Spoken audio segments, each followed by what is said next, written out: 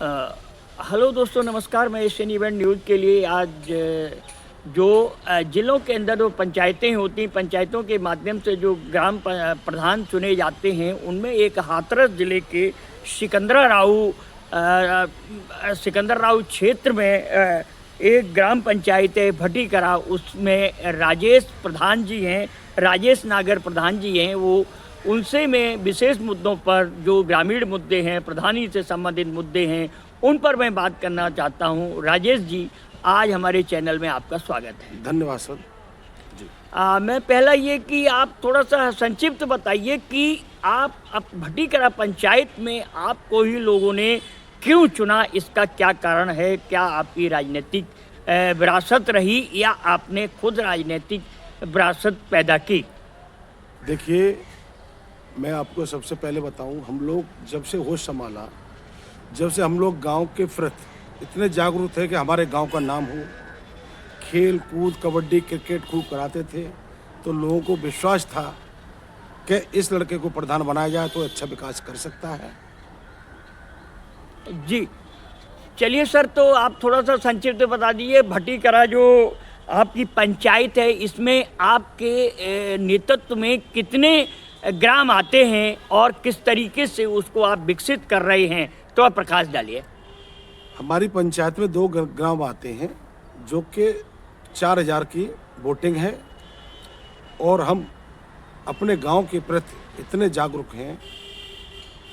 हमने हर गली मोहल्ला, कोई गली नहीं छोड़ी, कहीं कोई कच्चा रोड नहीं छोड़ा।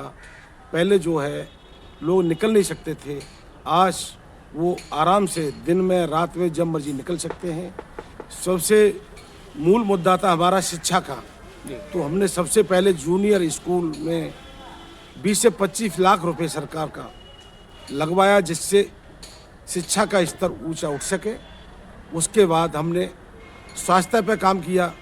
हमने सरकार से मांग की कि हमारे यहाँ कोई अस्पताल नहीं है। सर, एक चीज़ और हम इसके बीच में कहें, जब हमने स्वास्थ्य की बात की, क्यों अधिकतर गाँव में, अधिकतर जिलों में ये देखा गया है कि किस तरीके के हॉस्पिटल्स आते हैं, चाहे वो आयुर्वेदिक हो, एलोपैथिक है या आपके यूनानी है, तो आपने किस तरीके के जो मतलब स्वास्थ्य केंद्र बनाने की बात सरकार से मांग की? ये एलोपैथिक है, ये सामुदायिक स्वास्थ्य केंद्र है, जो कि गांव ग्रामीणों को लाभ मिल सकता है इसका, क्योंकि दूर दूर तक अस्पताल नहीं होते। तो इससे क्या है कि लोगों को, गरीब लोगों को इससे राहत मिल जाती है, रात में कहीं जाना नहीं पड़ता। तो दूसरा मुद्दा हमारा स्वास्थ्य का था, हमने अस्पताल बनवाया। तीसरा रोड का मुद्दा, हमने हर गली मोहल्ले पक्के कराए। चौथा मुद्दा हमारा ग्राम पंचायत में एक पंचायत भवन नहीं है, वो छोटा है, तो उसको भी सिलेक्शन सरकार से हमने कराया है, उसको भी हम बनाने जाएंगे। कुछ ही दिनों में हम उसको भव्य बिल्डिंग बनाने जा रहे हैं। सर, एक सवाल और है इसी से संबंधित। जब आपने इतने काम गिना दिए, तो आप ये भी बताइए कि इससे पहले आपके यहाँ पूर्व प्रधान रहे हैं और उन्होंने कुछ भी काम नहीं कराया था, या जो आपने ये काम जो अपनी लिस्ट बताई है, ये काम आपने कुछ करा दिए, कुछ करवा रहे हैं? आपने बहुत अच्छा सवाल किया।